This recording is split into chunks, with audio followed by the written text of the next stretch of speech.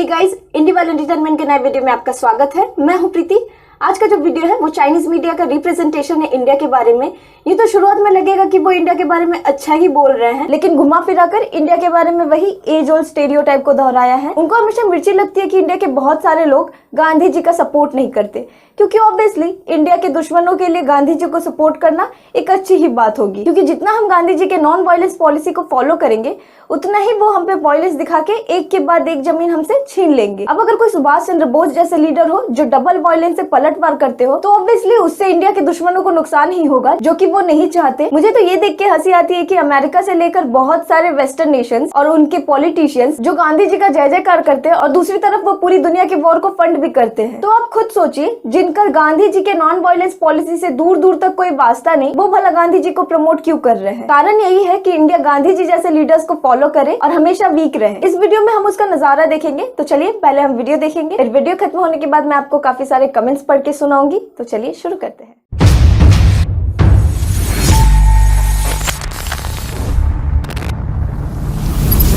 मैं अभी कुछ दिनों पहले ही मिस्टर जैंग के साथ इंडिया आया था। जब मैं पहली बार भारत आया, मेरी पहली impressions race, caste, religion and class थी। ये बहुत प्लूरलिस्टिक और डिवाइडेड स्टेट है, multi ethnic, multi cultural and multi religious है, और चीन भी है, लेकिन हम समानताओं पर फोकस करते हैं। हम डाइवर्सिटी में एकजुट हैं। भारत ऐसी स्थिति में क्यों नहीं है? मैं अपने टिप्पणियों के बारे में दो बात कहना चाहूंगा। The first one is historical and geographical reasons. एक कहावत है कि ज्योग्राफी हिस्ट्री की जननी है। भारतीय इतिहास की एक प्रमुख विशेषता इसके आदिवासी है। इसने लगातार फॉरेन नेशंस द्वारा विजय प्राप्त की, फिर नए राष्ट्रों को नए राष्ट्रों द्वारा जीत लिया गया। इसलिए ये लंबे समय तक कभी भी अपनी मुख्य राष्ट्रीय मेन स्ट्रीम की कल्चर का निर्माण नहीं कर पाया है। ज्योग्राफी ऐसी स्थिति के डेवलपमेंट का एक इम्पोर्टेंट कारण था। आप जानते हैं कि भारत का मैप एक उल्टा त्रिकोण है, राइट? पाकिस्तान और अफगानिस्तान इसकी उत्तरी और पश्चिमी दिशा में है। दो इम्पोर्टेंट पैसेजेस हैं, रीजन एंड क्लास थी। ये बहुत प्लूरलिस्टिक और डिवाइडेड स्टेट है, इसलिए मुझे लगता है कि ऐसे देश पर शासन करना आसान नहीं है। इसलिए मैं इसकी बहुत प्रशंसा करता हूँ। एक है खैबर पास और दूसरा है बोलुन पास। ये प्राचीन काल में व्यापार और इन्वेडर्स के लिए एक पैसेज रहा है। फिर जब एक बार अन्य जातीय समूह इस माउंटेन पास से होकर गुजरेंगे, वे एक एंडलेस विशाल मैदान में एंटर करेंगे और फिर लोकल जातीय समूह को कोई खतरा नहीं होगा। तो ये प्लेस विशेष रूप से चीन में हैंगंगुआन की तरह है। जब तक आप हैंगू पास से बाहर आते हैं और सैन मैंगशिया को क्रॉस करते हैं, तब आप लियानुगांग पहुंच सकते हैं। इसलिए इतिहास में आर्य, फारसियों, यूनानियों, यूज, साइप्रस और अफगानों ने एक के बाद एक शहर के गेट को फॉलो किया और शासन करने के लिए भारत आए। उन्होंने ये मान लिया कि यदि प्रारंभिक भारत में कोई किन शी हुआंग होता जो एक यूनिफाइड साम्राज्य का निर्माण करता और एक महान दीवार का निर्माण करता। जानते हैं ये माउंटेन पास कितना चौड़ा है? सबसे नैरोएस्ट प्लेस केवल 600 मीटर से ज्यादा है। इसे होल्ड करने के लिए आपको सिर्फ 2 किले बनाने की जरूरत है। क्या भारत में हिस्ट्री अलग होगा? हिस्ट्री की कल्पना नहीं की जा सकती, लेकिन हम इस इशू से देख सकते हैं कि राष्ट्रीय एकता और सिविलाइज्ड सिक्योरिटी कितने इम्पोर्टेंट है। भारतीय संस्कृति में कई घातक कमजोरियां हैं। नाइपुल नाम का एक फेमस इंडियन राइटर है। उन्होंने एक बार भारतीय सभ्यता को घायल सभ्यता के रूप में वर्णित किया था कि हजारों साल की एग्रेशन और विजयी इंडिया के नॉलेज को ड्राई अप करने के लिए नियुक्त था। जब दूसरों ने जीत हासिल की तो वे हार गए, फिर उन्होंने सरेंडर कर दिया और रूलर को कॉन्कर्ड कर लिया गया या बहुत पहले भाग गया। इसलिए इसने एक तरह से आशाजनक की वकालत न करने का गठन किया, जो कि जाति व्यवस्था भी है। जैसे कि हम सभी जानते हैं, भारतीय स्वतंत्रता आंदोलन में महात्मा गांधी नाम के एक व्यक्ति हैं, जिनकी पश्चिमी लोगों द्वारा अत्यधिक प्रशंसा की जाती है, लेकिन वास्तव में भारत में कई विचारकों ने उनकी आलोचना की, क्योंकि उनके संघर्ष की स्ट्रैटेजी गरीबी और बैकवर्डनेस को पवित्र करने की थी। वास्तव में सभ्यता की लंबी अवधि की विजय में ये एक प्रकार का सेल्फ एनेस्थीसिया था। इसलिए इस दृष्टिकोण से भारत और भारतीय लोगों का इतिहास बहुत सिंपैथेटिक है। उन्होंने इस विदेशी आक्रमण के टॉर्चर और शोषण को लंबे समय तक सहन किया है। आज का भारत इस स्वतंत्र विकास पथ पर चल सकता है। ये वास्तव में भारतीय लोगों के लिए एक वरदान है। तो मैं भी मिस्टर जैंग से सहमत हूँ। हमें उम्मीद है कि भारतीय लोग अपनी सक्सेस का रास्ता खुद ढूंढ लेंगे। फिर चीन और भारत का इतिहास और संस्कृति बहुत अलग है, लेकिन मॉडर्न चाइना को भी इसी तरह का कॉलोनियल एग्रेशन का सामना करना पड़ा। इसलिए मुझे लगता है कि चीनी और भारतीय लोगों को इस संबंध में एकजुट होना चाहिए। फिर दूसरी चीज जिसके बारे में मैं बात करना चाहूंगा वो है इंस्टीट्यूशन की चॉइस। स्वतंत्र होने के बाद भारत ने वेस्टर्न स्टाइल चुना था। फॉर श्योर ये एक प्रकार की उदार डेमोक्रेटिक सिस्टम है। इसके पास अन्य प्रणालियों को चुनने का भी कोई मौका नहीं था, क्योंकि ब्रिटिश उपनिवेशवादी सहमत नहीं होंगे। तो हम यहाँ देख सकते हैं, यदि ये प्रणाली वास्तव में अच्छी बात है तो उपनिवेशवादियों को क्यों रहना पड़ा। फिर इस व्यवस्था ने, खासकर अंदर की चुनावी पॉलिटिक्स ने, भारत के लिए कुछ घातक छिपे हुए खतरों को दबा दिया है। As a result Bharatiya Samaj और संस्कृति को एकत्रित करना कठिन है। इसके विपरीत ये भेदभाव और विभाजन के लिए विकसित होता रहता है। भारत के पास ऐसे सिस्टम नहीं है, शायद आज से भी ज्यादा। तो भारत में चुनावी राजनीति की प्रक्रिया देश का निरंतर विभाजन है। इसलिए पाकिस्तान और बांग्लादेश अन्य आंतरिक सोसाइटी से स्वतंत्र हो गए। ये कंटिन्यूअस डिफरेंशिएशन की प्रक्रिया भी है। आप जानते हैं कि चुनावी राजनीति किस पर आधारित है। एक राजनेता वोट के साथ सत्ता में आना चाहता है। मैं किसी स्थान या समूह में वोट जीतने जा रहा हूँ। उसकी सेल्फिश इंटरेस्ट और हॉबीज रीजनेबल या अनरीजनेबल हो सकती है। इसलिए सभी चुनाव इस लोकल और जातीय समस्याओं को बढ़ाएंगे। ये एकता के फैक्टर्स द्वारा रेस्ट्रिक्टेड है। जैसा कि हम चाइनीज कहते हैं, लोकतंत्र को क्या चाहिए, इसे ध्यान केंद्रित करने की आवश्यकता है। तो वेस्टर्न लिबरल डेमोक्रेसी में ऐसी कोई कंसंट्रेशन नहीं है। चुनाव में इसका बोलबाला है। इसलिए चुनाव प्रक्रिया के माध्यम से लोकल और इंटरेस्ट गेम को पास करना अनिवार्य है। ये परत दर परत ऊपर की ओर फैलता गया और अंत में राष्ट्रीय राजनीतिक जीवन में फैल गया। मॉडर्न हिस्ट्री में ये प्रॉब्लम बहुत टिपिकल है। सबसे पहले आजादी की शुरुआत से कांग्रेस पार्टी और मुस्लिम लीग चुनाव की खोज के कारण उभरी है। ताकतें विभाजित हो गई। दोनों पक्षों को उम्मीद थी कि वे वोट पाने के लिए अपने जमीनी वोटर्स को संगठित करेंगे। तो उन्होंने भारत में हिंदू धर्म को मजबूत किया। इस्लाम आदि धर्मों और जातीय समूहों के बीच इस तरह के मतभेद ये हिंदुओं के प्रति पक्षपाती है। हिंदू प्रतीकों और हिंदू का प्रचार, तो इसने मुस्लिम असंतोष को भी जन्म दिया और ब्रिटिश कॉलोनियल सरकार इसे देखकर खुश हुई। क्यों? वे इस प्रॉब्लम का इस्तेमाल हिंदुओं और मुसलमानों के बीच फूट डालो और राज करो के संघर्ष को भड़काने के लिए कर सकते थे। 1945 और 1946 के बीच के चुनाव में भारत की राजनीतिक ताकतों को दो कैंप्स में विभाजित कर दिया गया, कांग्रेस पार्टी और मुस्लिम लीग। और फिर दोनों पक्षों ने धार्मिक राजनीति का इस्तेमाल किया। जातीय राजनीति के साथ खेलने का अंतिम परिणाम भारत और पाकिस्तान का विभाजन था। अभी अभी मिस्टर जैंग ने कहा कि परिणाम बहुत दुखद था। तब उस समय के भारत के नेता नेहरू वास्तव में एक बहुत ही शांत राजनेता थे। उन्होंने भारत के एकीकरण को बहुत महत्व दिया, लेकिन वे चुनाव के लिए सत्ता में आना चाहते थे, इसलिए उनके पास इसे पूरा करने का कोई तरीका नहीं था। इम्पोर्टेंट फैक्टर्स में से एक लैंग्वेज की राजनीति थी। ये चीन में हमारे लिए एक बोली से ज्यादा कुछ नहीं था, लेकिन उन्होंने कानूनी स्थिति की मांग की और रुपए पर 17 आधिकारिक भाषाएं छपी। आइए सोचे कि किन राजवंश के समय में हम क्या कर रहे हैं। हमने एक ही लैंग्वेज में लिखना शुरू किया। 20वीं सदी में भारत इसके विपरीत कर रहा था। इसके अलावा नेहरू की बेटी इंदिरा गांधी 1980 के सेकेंड इलेक्शन के बाद सत्ता में आई। उन्होंने अपने पिता नेहरू की सेक्युलरिज्म को भी त्याग दिया और खेलना शुरू कर दिया, रेस और रिलीजन के साथ खेलना। इसका दुष्परिणाम ये हुआ कि भारत में पॉलिटिकल लाइफ में धार्मिक विभाजन और भी गहरा हो गया। पहले सिखों को सताया गया। इसके बाद इंदिरा गांधी ने 1984 में सिख मंदिरों को तोड़ने के लिए सेना और पुलिस भेजी थी। ये हजारों लोगों की मृत्यु और इंजरीज का कारण बना और फिर सिखों ने उसका बदला लिया। उनके गार्ड सिखों ने उनकी हत्या कर दी, जिसके कारण भारत में सिखों के खिलाफ राष्ट्रव्यापी प्रतिशोध हुआ।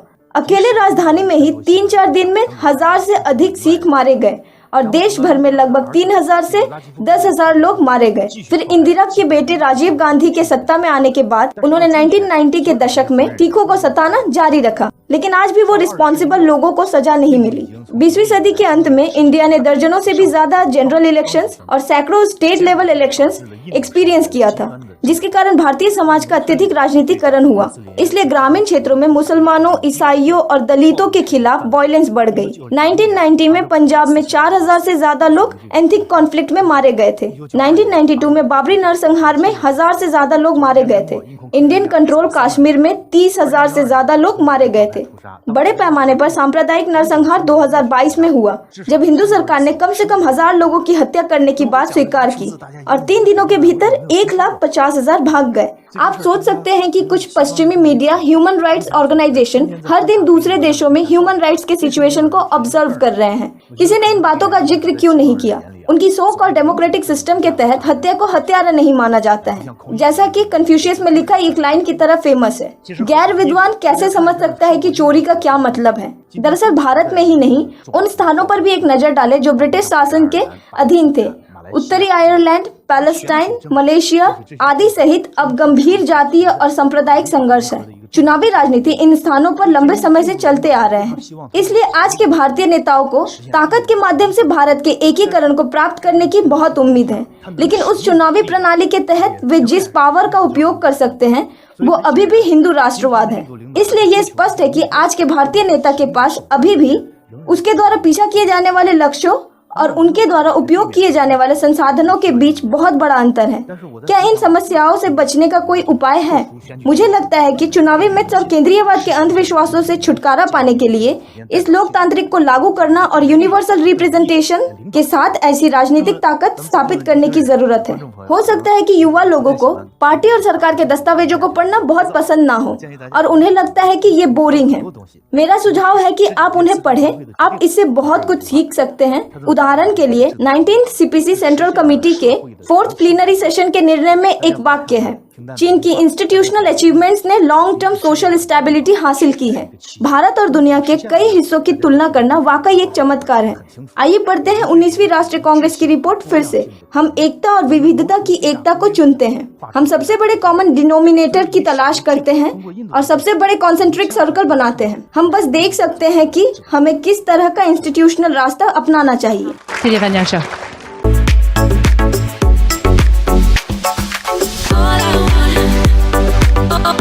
अगला कमेंट है युवाई चैन। इन्होंने लिखा है कि मैंने अपने क्लासेस में अपने डॉक्यूमेंट्री का यूज किया था।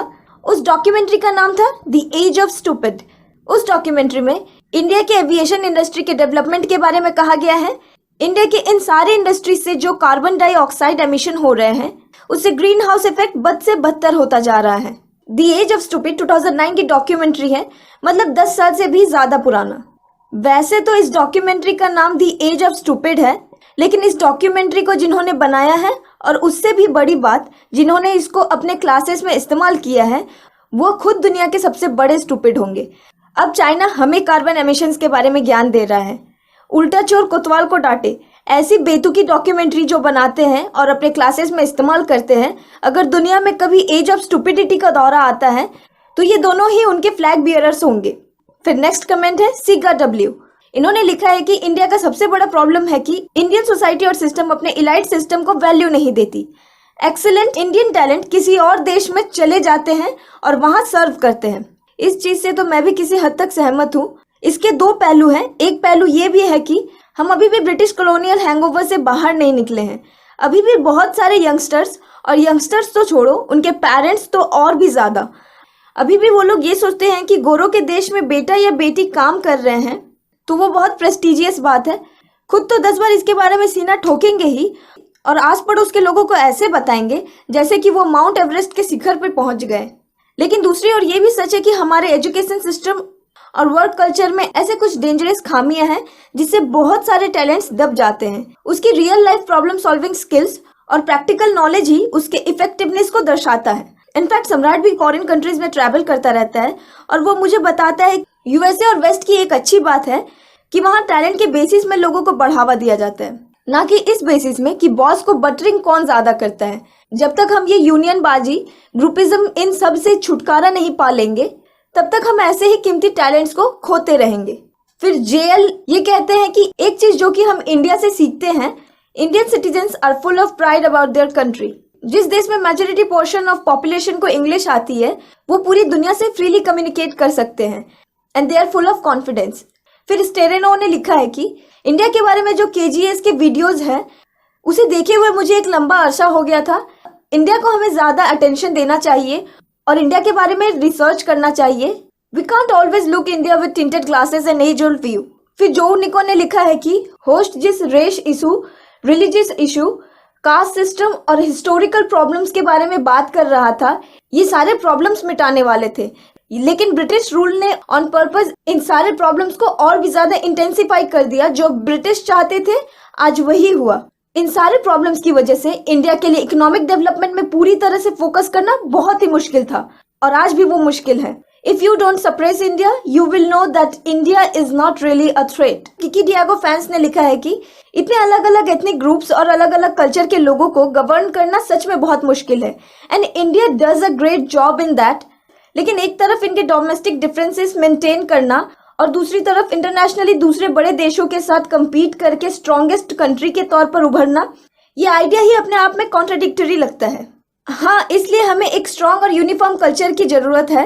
इंडिया में डिफरेंसेस जो है वो अच्छी बात है, लेकिन लोगों को एक साथ बंधने के लिए एक यूनिफॉर्म कल्चर होना चाहिए, जो कि हमारा राष्ट्र जो हिंदू राष्ट्र है, चाहे किसी भी रिलीजियस का हो, लेकिन हिंदू जो हेरिटेज है, हिंदुज्म के जो तौर तरीके हैं, उसको सभी को जानना चाहिए और मानना चाहिए। जैसे फॉर एग्जाम्पल रशिया भी एक देश है जहां पर बहुत मल्टी एथनिक ग्रुप्स है, लेकिन चाहे ग्रुप्स कितने भी अलग अलग हो, रशिया का जो अपना हेरिटेज है, सभी को बहुत अच्छी तरह से रशियन लैंग्वेज आती है। रशिया का एक जो मेन तौर तरीका है वो सभी एथनिक ग्रुप्स के लिए सेम है। भले ही उनका अपना पर्सनल प्रैक्टिसेस हो, वो अलग है, लेकिन एक जो यूनिफॉर्म कल्चर है वो रशिया में है और वो इंडिया में भी होना चाहिए। तभी तो यूनिटी बढ़ेगी। और प्रॉपर सेक्युलरिज्म मेंटेन करने के लिए हिंदुज्म का मेजोरिटी होना बहुत जरूरी है, क्योंकि जिस देश में भी हिंदुज्म मेजोरिटी नहीं है, चाहे आप बांग्लादेश देख लीजिए या फिर पाकिस्तान देख लीजिए, तो वहां पे सेक्युलरिज्म का क्या हाल है वो आप सभी को पता है। अब समझदार के लिए इशारा ही काफी है। मैं क्या कहना चाहती थी ये आप अच्छी तरह से समझ गए होंगे। फिर KL टैन ने लिखा है कि शो के एंड में कहा गया है कि अब इंडिया से ये सीख सकते हैं कि इनर पीस कैसे अटेंड किया जाए और इसको हल्के में मत लेना, क्योंकि ये बहुत जरूरी है। फिर अगला कमेंट है बेन चाओ। इन्होंने लिखा है कि इस शो में बहुत सारे गलत इन्फॉर्मेशन दी गई है, इंडियन स्कॉलर्स को भी इस शो में बुलाना चाहिए था, वो इजिली बहुत सारे गलत पॉइंट ऑफ व्यूज को अच्छी तरह से डिसमिस कर सकते थे। फिर माइकल जियोंग ने लिखा है कि इंडिया के पास एक बहुत ही एनरिच्ड एंसेंट सिविलाइजेशन है, लेकिन अफसोस की बात है कि इंडिया के पास ऐसा एक कल्चर नहीं है जो कि अपने प्रेजेंट जनरेशन को अपने एनरिच्ड एंसेंट सिविलाइजेशन से जोड़ सके। अगर हम एक्चुअल सेक्युलरिज्म की बात करें तो इंडिया में बहुत सारे रिलीजन्स हैं। अब चाहे कोई सिख हो या बुद्धिस्ट हो या फिर जैन हो, तो वो अपने एंसेंट इंडियन रूट्स को पहचानते हैं, क्योंकि ये सारे रिलीजन और कल्चर जो है इंडिया से ही ओरिजिनेट किया गया है। लेकिन जिन लोगों को बंदूक या फिर तलवार की नोक पे एक पर्टिकुलर रिलीजन दिया गया हो या फिर कुछ स्पेशल प्रिविलेज जो कि आजकल मिशनरीज करते हैं, वैसे एक ट्रेडिशन या कल्चर दी गई हो, तो वो भला अपने ओल्ड सिविलाइजेशन से कैसे रिलेट करेंगे, क्योंकि उनको तो अपने रूट से डिटैच कर दिया गया है। तो इसलिए जैसा कि मैंने पहले भी कहा कि हम सब इंडियंस को अपने एंशिएंट रूट्स के बारे में बहुत अच्छी तरीके से जानना चाहिए, और जिन लोगों को अपने एंशिएंट रूट से अलग कर दिया गया है उनको दोबारा जोड़ने की कोशिश करनी चाहिए। और इसी से जो है यूनिटी एंड डाइवर्सिटी का एक्चुअल जो इम्प्लीमेंटेशन है वो इंडिया में होगा। फिर अगला कमेंट है जियाहू खा। इन्होंने लिखा है कि इंडिया की rocket, satellites, remote sensing technology, computer software, pharmaceuticals, ये सब ए ग्रेड है। Education and medical care has made great process in India. तो आज के वीडियो में यहाँ पे खत्म करूंगी और मिलूंगी आपसे नेक्स्ट वीडियो में। Till then good bye.